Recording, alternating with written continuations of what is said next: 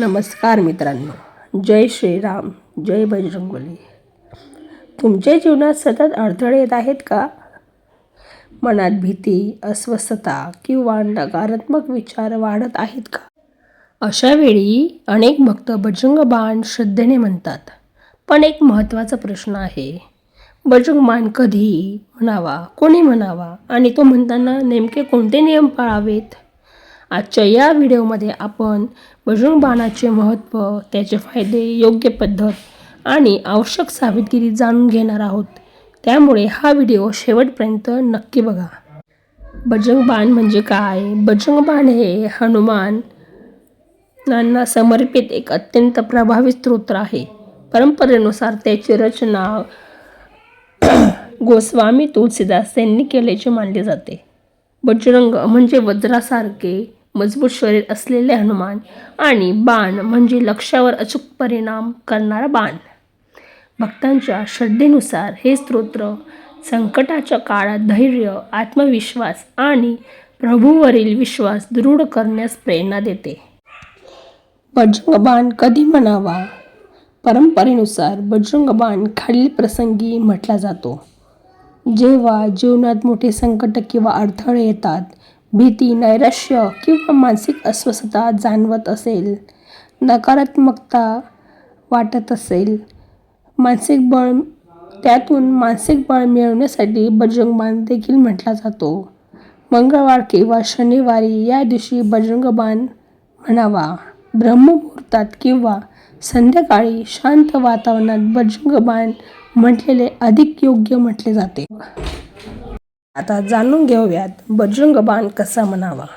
सकाळी स्नान करून स्वच्छ वस्त्रे परिधान करावेत. त्यानंतर हनुमानजींच्या प्रतिमेसमोर तुपाचा किंवा तेलाचा दिवा लावावा. श्रीराम आणि हनुमंतांचे स्मरण करावे.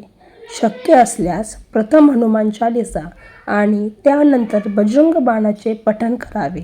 प्रत्येक ओळ श्रद्धेने आणि शांत मनाने म्हणावी. तर अशा प्रकारे बजरंग बाण म्हटल्यास त्याचे काय काय फायदे होतात? मनाला धैर्य आणि आत्मविश्वास मिळतो. संकटांचा सामना करण्याची मानसिक शक्ती वाढते. नकारात्मक विचार कमी होण्यास मदत होते. भगवान हनुमंतांवरील भक्ती अधिक दृढ होते. मनात सकारात्मक आणि शांती निर्माण होते. हे फायदे धार्मिक श्रद्धा आणि वैयक्तिक अनुभवांवर आधारित आहेत.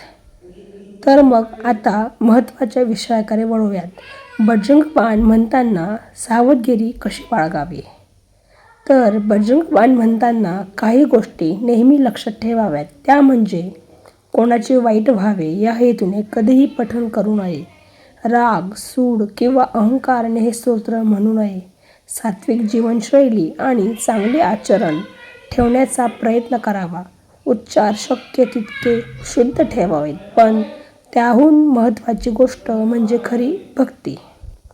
मित्रांनो, बजरंग बाण हा केवळ शब्दांचा संग्रह नाही, तर तो भक्ती, धैर्य आणि श्रीराम भक्त हनुमानांवरील अढळ विश्वास व्यक्त करणारे स्तोत्र मानले जाते.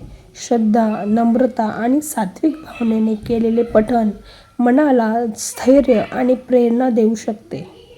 जर हा व्हिडिओ तुम्हाला आवडला असेल तर व्हिडिओला लाईक करा, शेअर करा आणि अशाच भक्तिमय माहितींसाठी आपल्या चॅनेलला सबस्क्राईब करून बेल आयकॉन दाबायला विसरू नका. कमेंटमध्ये लिहा जय श्रीराम, जय हनुमान. धन्यवाद.